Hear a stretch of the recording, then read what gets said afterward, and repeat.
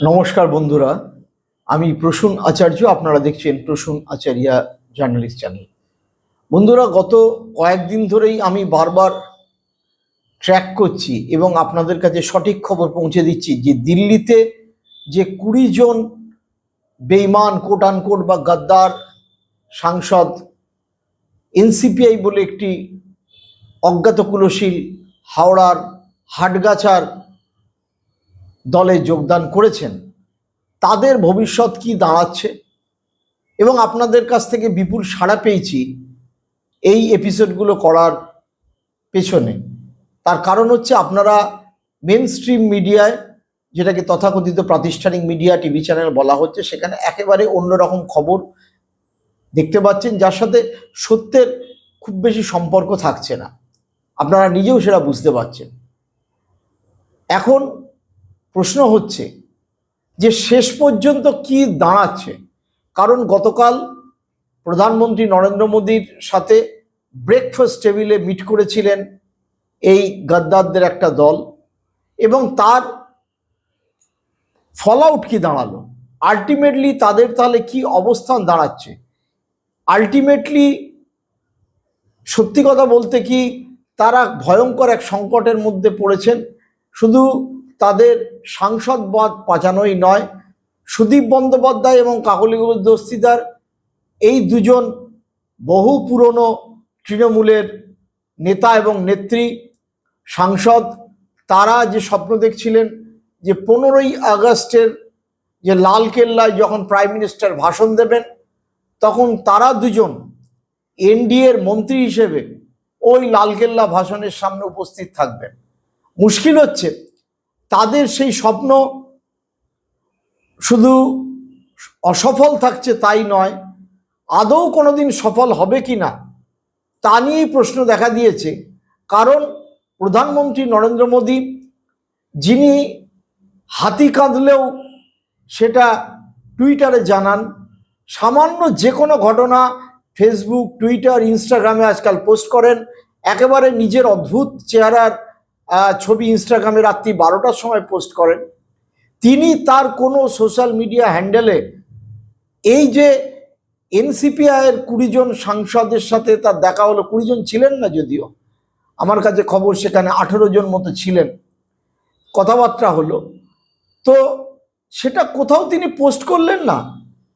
আসলে করলেন না এই কারণেই যে বিজেপির পক্ষ থেকে আদৌ এদের ভবিষ্যৎ কি হবে তাই নিয়ে এক ভয়ঙ্কর সংকট দেখা দিয়েছে, এবং এরাও নিজেরাও বুঝতে পারছেন না। পরিণামটা যেটা দাঁড়াচ্ছে, হাওয়া দিচ্ছেন ঠিকই যে হ্যাঁ, আপনারা মমতা বন্দ্যোপাধ্যায়ের বিরুদ্ধে বিক্ষোভ করেছেন, বেরিয়ে এসছেন, আপনাদের গায়ে বেঈমান ট্যাগ লেগেছে, আবার কেউ আপনাদের বিদ্রোহী বলছেন, আপনাদের সঙ্গে আছে ঠিকই, কিন্তু ওই বলে না যে একটা কাহাওয়াত আছে যে ভার্চুয়ালি বিয়ে করেছে বলা হচ্ছে গন্ধর্ব মতে, কিন্তু স্ত্রীর মর্যাদা দিচ্ছে না। তো এইরকম একটা অদ্ভুত পরিস্থিতি দেখা দিয়েছে। এটা একটু বিস্তারিতভাবে ব্যাখ্যা করব। তার আগে বলি, আপনারা যারা আমার এই চ্যানেলটি দেখছেন, প্রসূন আচার্য জার্নালিস্ট চ্যানেল, অবশ্যই করে সাবস্ক্রাইব করবেন, শেয়ার করবেন, কমেন্ট করবেন, এবং আরেকটি কাজ ভুলবেন না, বেল আইকনের নোটিফিকেশনে ক্লিক করবেন, যাতে ভিডিও আপলোড করার সঙ্গে সঙ্গে আপনাদের কাছে একটা নোটিশ আসে। পারলে, ভালো লাগলে চ্যানেলটি আপনারা মেম্বারশিপ নিতে পারেন।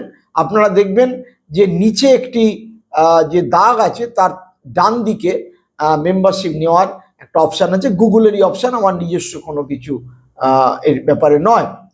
এইবার মূল প্রসঙ্গে আসি। আপনারা ওই মিটিংয়ে যে কি হলো সেটা ইতিমধ্যেই বিভিন্ন মিডিয়ায় জানতে পেরেছেন। আমাদের অদ্ভুত পরচুলা পড়া সুদীপ বন্দ্যোপাধ্যায়, তিনি বলেছেন প্রধানমন্ত্রীর সাথে বৈঠক খুব সুখকর হয়েছে, তিনি 40 বছরের ওপর কারা যোগা করেন তা নিয়ে হাত তুলতে বলেছেন। আমরা একটু শুনে নিই কাকলি ঘোষ দস্তিদার ঠিক কি বললেন মিটিং নিয়ে, সেটা শুনলে তারপর আমি বিষয়টা ব্যাখ্যায় যাব। দেখুন, মাননীয় প্রধানমন্ত্রী আমাদেরকে ডেকেছিলেন এবং ওনার সঙ্গে আমাদের মিটিং হয়েছে। আমরা অভিভূত যেভাবে উনি ভারতবর্ষের উন্নয়নটা চাইছেন, আগিয়ে নিয়ে যেতে চাইছেন। এবং উনি বললেন বিগত দিনে পূর্বী ভারত থেকে র মেটেরিয়ালস যেত, লেবার যেত, কিন্তু উন্নয়ন কিছু ওখানটায় হতো না, উন্নয়নটা হতো ভারতবর্ষের অন্যান্য দিকে। এখন আমি চাই যে উন্নয়নটা আমাদের পূর্ব ভারতে হোক। কলকাতা যখন ক্যাপিটাল ছিল তখন ভারতবর্ষ অনেক এগিয়েছে। এখন কলকাতাকে আবার সেই জায়গায় নিয়ে যেতে হবে যাতে করে কলকাতার যে উন্নয়নটা, ভুবনেশ্বরের উন্নয়নটা, গৌহাটির উন্নয়নটা সারা ভারতবর্ষে ছড়িয়ে যায়। আপনারা সবাই একসঙ্গে থাকুন, কাজ করুন। আমরা আপনার সঙ্গে আছি, এনডিএ পরিবারে আমরা সবাই কাজ করব। আপনারা শুনলেন যে কাকলি ঘোষ দস্তিদার পরিষ্কারভাবে বলছেন ইস্টার্ন ইন্ডিয়ার কথা মোদি বলেছেন, অর্থাৎ এখানে পশ্চিমবঙ্গের আলাদা করে কোনো বিষয়ই নেই। এবং কাকলি ঘোষ দস্তিদার, যিনি একেবারে এই দলের প্রেসিডেন্ট হয়েছেন, অ্যাজ অন টুডে, এখন যা পরিস্থিতি দাঁড়িয়েছে, আমরা কারোর সোশ্যাল মিডিয়া হ্যান্ডেল থেকে বুঝতে পারি তিনি কোন দলে রয়েছেন, কোন দেশে রয়েছেন, তার বক্তব্য কি, তার অবস্থান কি। নরেন্দ্র মোদী খোদ রাত্রি 12টার সময় এসে তিনি মেরা মা কা ভদ্দি ভদ্দি গালিয়া দি বলে কান্নাকাটি করে ক্ষমা করে দেওয়ার প্রসঙ্গ বলছেন, অদ্ভুতভাবে ভিডিও করছেন। আমরা নরেন্দ্র মোদীর লাস্ট যে ভিডিওটা দেখলাম, যে হ্যান্ডলুম ডে, সেই হ্যান্ডলুম দিবসে খাদির জিনিসপত্র কেনা উচিত সেটা বলেছেন। কিন্তু কাকলি ঘোষ দস্তিদারের ফেসবুক প্রোফাইল, সেইখানে পিন করা মানে একদম ওপরে থাকবে, সেই যে বক্তব্যগুলো রয়েছে সেগুলো সবই নরেন্দ্র মোদী সরকারের বিরুদ্ধে এবং মমতা বন্দ্যোপাধ্যায়ের জয় জয়াকার করে তৃণমূল কংগ্রেসের। যিনি এত বড় বিদ্রোহী হয়েছেন, তিনি এটুকু বুঝতে পারেন না তার সোশ্যাল মিডিয়া হ্যান্ডেলে যদি তৃণমূলে থাকাকালীন বক্তব্য যেটা এই মোদির বিরুদ্ধে থেকে যায় ভিডিও, তাহলে কি হতে পারে। আসলে এরা সকলেই একটা অদ্ভুত দ্বিচারিতা বা সুযোগ সন্ধানী অবস্থা প্লে করছে। কাকলি ঘোষ দস্তিদারের এই ভিডিওর একটি ছবি আপনারা দেখতে পেলেন ক্লিপিংসে। আপনারা যদি তার ফেসবুক প্রোফাইলে যান কাকলি ঘোষ দস্তিদার, তাহলে দেখতে পাবেন যে গতকাল তিনি যে নরেন্দ্র মোদীকে একটা কাঁথা স্টিচের কাজ করা বাংলার কাঁথার যে একটা উত্তরীয় মতো দিয়েছেন, সেই উত্তরীয় পড়ানোর পরে কি মন্তব্য, মানে তার অবস্থান তিনি ব্যাখ্যা করেছেন। যদিও প্র্যাকটিক্যালি কোনো আশ্বাসই দেননি নরেন্দ্র মোদী। এবং তারপরে কাকলি ঘোষ দস্তিদার দেখেন কিনা জানি না, তিনি যে কমেন্ট বক্স চালু রেখেছেন তাতে 1000-এরও বেশি লোক মন্তব্য করেছে এবং তার 98% তার সম্পর্কে গালাগাল করেছে। মানে আমি অত্যন্ত আনপার্লামেন্টারি অসভ্য কথা বলবো না, তবু কেউ গদ্দার বলছেন, কেউ বলছেন মাশরুম কেমন লাগলো, কেউ বলছেন গলায় বেল্ট বেঁধেছেন, কেউ বলছেন বালিশ চিহ্নে কি দাঁড়াবেন, আরও এই ধরনের কথাবার্তা রয়েছেন। অর্থাৎ একটা পজিটিভ কমেন্ট নেই। আমরা অতীতে এই কমেন্ট বক্স যখন আপনি খোলা রাখবেন, তখন সাধারণ মানুষের মন্তব্য থেকে বোঝা যাবে যে আপনি কোন রাস্তায় যাচ্ছেন সেটা সঠিক না বেঠিক। যে কারণে এই সোশ্যাল মিডিয়ায় ডাইরেক্ট মোদি একেবারে ইনস্টাগ্রামে পর্যন্ত আসতে চলেছে। দেখুন কি অদ্ভুত ব্যাপার। কাকলি ঘোষ দস্তিদার বা নরেন্দ্র মোদী এরা সকলেই সোশ্যাল মিডিয়াকে তাদের অবস্থান দেখানোর জন্য ব্যাখ্যা করেন। এই আম আদমি পার্টির রাঘব চাড্ডারা যে 8 জন এমপি বেআইনিভাবে রাজ্যসভার সরাসরি বিজেপিতে জয়েন করলো, একেবারে সংবিধানের 10 শিডিউলকে বুড়ো আঙুল দেখিয়ে, সেই তাদের সাথে যে বৈঠক করেছিলেন নরেন্দ্র মোদী দুদিন আগে, সেটা তিনি তার ইনস্টাগ্রামে পোস্ট করেছিলেন।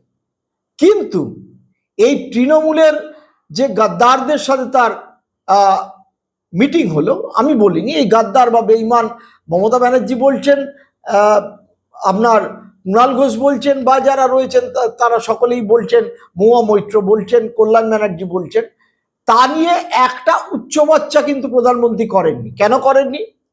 এবং কাকলি ঘোষ দস্তিদার তার দু একটা কমেন্টের ক্ষেত্রে ওপরের দিকে একটা এনসিপিআই ছোট্ট করে একটা চিহ্ন সিম্বল দিয়েছে, কিন্তু বাদবাকি পোস্টে নেই। অর্থাৎ আদৌ তাদের পদ থাকবে কি থাকবে না তাই নিয়েই তারা সমস্যায় পড়েছেন।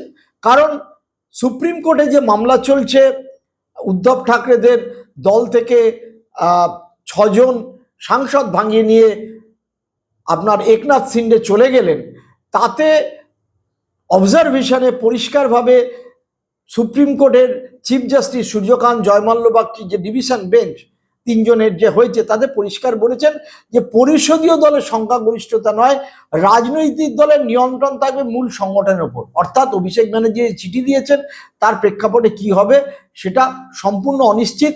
এটা বিজেপির সুপ্রিম নেতৃত্ব বুঝতে পারছেন, কাকলিও বুঝতে পারছেন, যে কারণে সুদীপ বন্দ্যোপাধ্যায় এবং কাকলি ঘোষ দস্তিদারের আর আপাতত মন্ত্রী হওয়া হচ্ছে না। সেই আশায় বিজেপি জল ঢেলে দিয়েছেন। আর একটা ছোট কথা বলি, কিন্তু খুব গুরুত্বপূর্ণ। নরেন্দ্র মোদী আজকাল যে পোস্টগুলো করেন, আগে সেই পোস্টে জয় জয়াকার লেখা হতো। তিনি যে হ্যান্ডলুমের ব্যাপারে পোস্ট করলেন 1905 সালের 7ই আগস্ট স্বদেশী মুভমেন্টে, সেই স্বদেশী মুভমেন্ট শুরু করেছিল কংগ্রেস বা বাংলা থেকেই শুরু হয়েছিল। তিনি গরিব পরিবারকে হেল্প করার জন্য বলছেন। সেখানে কেউ বলছেন জনধন খাতে কি হলো, কেউ বলছেন কংগ্রেস শুরু করেছিল, কেউ বলছেন আপনার বাড়ি কত বড় দেখান, কেউ বলছেন ধীরে ধীরে মানুষ বুঝতে পারছে শক্তিমানই গঙ্গাধার হয়। অর্থাৎ নরেন্দ্র মোদীকে নিয়েও খিল্লি করা শুরু হয়েছে, শুধু কাকলি না। এই পরিস্থিতিতে তার মানে পাবলিকের অসম্ভব একটা নেগেটিভ ইম্প্যাক্ট নরেন্দ্র মোদী বুঝতে পারছেন। সেই নেগেটিভ ইম্প্যাক্ট বুঝেই তিনি কিন্তু এই 20 জনের ব্যাপারে কোনো রকম পোস্টই করেননি। আরও না করার কারণ জানেন, সেটা হলো এই 20 জন যে আছে একসাথে, সেটা কাকলি বা শতাব্দী দাবি করলেও ভার্চুয়ালি তো নেই। খলিলুর, আবু তাহের এবং ইউসুফ পাঠান বলে দিয়েছে না, এনডিএতেও নেই, আর আমরা বিজেপিতেও জয়েন করছি না। আপনারা বলবেন তাহলে কেন গেলেন প্রধানমন্ত্রীর মিটিংয়ে? প্রধানমন্ত্রীর সাথে মিটিংয়ে ব্রেকফাস্টে তারা গেছিলেন, তাদের এলাকায় মুসলিমদের ওপর হেনস্থা হচ্ছে, আর এসআইআর এর নাম নেই, সেটা যাতে ফাস্ট ট্র্যাকে করা যায়। তার কারণ হচ্ছে এই 3 জন এমপি, এরা মুর্শিদাবাদ জেলাতেই ঢুকতে পারছেন না। পার্লামেন্টের অধিবেশন 13 তারিখ শেষ হয়ে যাবে, তারপর তারা কতদিন দিল্লিতে পালিয়ে বেড়াবেন বা কলকাতায় থাকবেন, তাদের তো জেলায় ফিরতে হবে। একটা ফেস সেভিং এর জন্য যদি প্রাইম মিনিস্টার কিছু বলেন, তাহলে এরা জেলায় যেতে পারবেন, না হলে এরা জেলাতেই যেতে পারবেন না। এরা পরিষ্কার বলেছেন। শুধু এই 3 জন না, উত্তর 24 পরগনার এক নাটুকে সাংসদ, যেটা সবচেয়ে বড় ঘটনা, আমি আপনাদের খবর দিচ্ছি, তিনি পরিষ্কারভাবে বলেছেন যে আমি অর্জুন সিং এর চাপ আর নিতে পারছি না, কিছুদিন বাদেই আমি দিদির দলে চলে আসব। আমি একটা ছবি দেখাচ্ছি, সেই ছবিতে দেখুন বিজেপির যে প্রেসিডেন্ট নীতিন নবীন, তারাও এই যে সাংসদ যারা চিঠি তুলে দিচ্ছেন মোদির হাতে, তাতে আবু তাহেরকে দেখা যাচ্ছে, পার্থ ভৌমিককে দেখা যাচ্ছে। দেখুন চিঠিটা কিভাবে তুলে দিচ্ছে, বিস্মিত চোখটা। আমি একটু ছবিটা বড় করে দেখাচ্ছি, দেখুন নীতিন নবীন পর্যন্ত বিস্মিত যে এরা আদৌ থাকবে, ওর কাছে খবর তো এরা নেই, এরা থাকবে না। তা বিজেপি যারা থাকবেই না, তাদের বোঝা নিয়ে বিজেপি করবেটা কি? এই মিটিংয়ে আরেকজন ছিলেন দক্ষিণ 24 পরগনার ফার্স্ট টাইমার এমপি, তিনিও কিন্তু এদের সাথে নেই। অর্থাৎ পরিস্থিতি যেদিকে দাঁড়িয়েছে, তাতে একদিকে 20 জন এমপির মধ্যে 5-6 জন তো গেছেন, তাদের কি হবে ঠিক নেই। 2 নম্বর হচ্ছে নরেন্দ্র মোদী নিজেই এমন ক্যাচাকলে পড়েছে বিজেপি, যে এদেরকে এনসিপিআই বলে মর্যাদা তিনি দিচ্ছেন না, সেটা পরিষ্কারভাবে জানিয়ে দিয়েছেন। কারণ উদ্ধব ঠাকরের যে 6 জন সাংসদ বিজেপি যে জয়েন করেছিলেন, তাদেরকে নিয়ে কিন্তু এই ব্রেকফাস্টের পরে নরেন্দ্র মোদী আলাদা করে মিটিং করেন, কিন্তু এদেরকে নিয়ে কোনো মিটিংই করেন, অর্থাৎ মর্যাদাই দিচ্ছেন না। 3 নম্বর হলো এই সাংসদরা কে কি করবে তার ঠিক ঠিকানা নেই। আপনারা কাকলির সোশ্যাল মিডিয়া হ্যান্ডেল বা ফেসবুক আপনাদের দেখালাম কি পরিস্থিতি। তো এইরকম একটা অদ্ভুত পরিস্থিতিতে সুদীপ বন্দ্যোপাধ্যায় এবং কাকলি যে ভেবেছিলেন যে শপথ গ্রহণ হয়ে যাবে, সেটা তো হচ্ছেই না। উল্টে আমার কাছে যা খবর, তাদের এই আচরণ দেখে দলের আর একজন কোট আনকোট বেঈমান বা গদ্দার সাংসদ, আমি বলছি না, কল্যাণ ব্যানার্জি বা মহুয়া মৈত্র, কুলান ঘোষরা বলছেন, সেই শতাব্দী রায় অসম্ভব অসন্তুষ্ট হয়েছে। তার মতে তিনি ভেবেছিলেন যে এরা দুজন মন্ত্রী হয়ে যাবে আর আমি হব না, ফলে তিনি যে কি করবেন সেটা নিয়েও কিন্তু একটু ধোঁয়াশা সৃষ্টি হয়েছে। আমি এই বলছি না এরা সকলে এক্ষুনি কালীঘাটে চলে আসবে, মমতা নিয়ে নেবেন, এমন কোনো পরিস্থিতি এখনো কিন্তু অ্যাজ অন টুডে হয়নি। কিন্তু এটা ঘটনা, 20 জনের এনসিপিআই ঘরে শুধু অশান্তি নয়, একটা অবিশ্বাস, একটা ভয়ঙ্কর চাপের পরিস্থিতি সৃষ্টি হয়েছে, সেটা মেন স্ট্রিম মিডিয়ায় আসছে না। আর উল্টো দেখি ঋতব্রত ক্যাম্পে 13 জন বিধায়ককে নিয়ে গেছিলেন ঋতব্রত, তার মধ্যে আখরুজ্জামান, ববি থেকে শুরু করে মুসলিম বিধায়কদের অধিকাংশ ছিলেন। তারা ফিশ ফ্রাই খেয়েছেন, স্প্রিং রোল খেয়েছেন, কালাকাত খেয়েছেন। সেই 2014 মনে পড়ে, বিমান বসু মমতা বন্দ্যোপাধ্যায়ের একটা মিটিং হয়েছিল বামফ্রন্টের সাথে, ফিশ ফ্রাই ডিপ্লোম্যাসি বলছিলাম, তার থেকে অনেক বেশি। কিন্তু খেয়ে দিয়ে তারা বলেছেন এসআইআর-এর প্রক্রিয়া নিয়ে কথা হয়েছে, ইত্যাদি নিয়ে কথা হয়েছে। আসলে এদের অবস্থানটাও কি দাঁড়াবে, এদের ভবিষ্যতে কি দাঁড়াবে, সেটারও কিন্তু কোনো নিশ্চয়তা নেই। শুভেন্দু অধিকারী, নরেন্দ্র মোদী, অমিত শাহ বা ভূপেন্দ্র যাদব, তারা সবাই ন্যাজে খেলাচ্ছেন, কিন্তু ন্যাজে খেলানোটা যে পরিণামটা এত রাতের ঘুম ছুটিয়ে দেবে, সেটা বোধহয় কাকলি সুদীপরা বুঝতে পারেননি। তাই এবারও তাদের আপাতত আর কোনো মন্ত্রী হওয়ার সম্ভাবনা দেখা গেল না। সংসদের বাদল অধিবেশনে তো নয়। আর ডিএমকের স্ট্যালিন যখন বলে দিলেন যে আসন পুনর্বিন্যাসের ক্ষেত্রে আমরা সাপোর্ট করব না কেন্দ্রীয় সরকারকে, তখন আপাতত আসন পুনর্বিন্যাস আর আসছে না। তিনি গতকাল শনিবার দিনকেই, গতকাল শুক্রবারই পরিষ্কার করে দিয়েছেন। আর আসন পুনর্বিন্যাস যদি না আসে, তাহলে এই 20 জনের আদৌ কি বাজারে কোনো দর থাকে? আপনি একটা অচল আধুলিত বাজারে চালাতে পারবেন না। তো এদের অবস্থা কি অচল আদুলির মতো দাঁড়াবে? এই প্রশ্নটা আপনাদের সামনে রেখেই আজকের এপিসোড শেষ করলাম। সকলে ভালো থাকবেন, সুস্থ থাকবেন, দেখতে থাকুন প্রসূন আচারিয়া জার্নালিস্ট চ্যানেল। নমস্কার।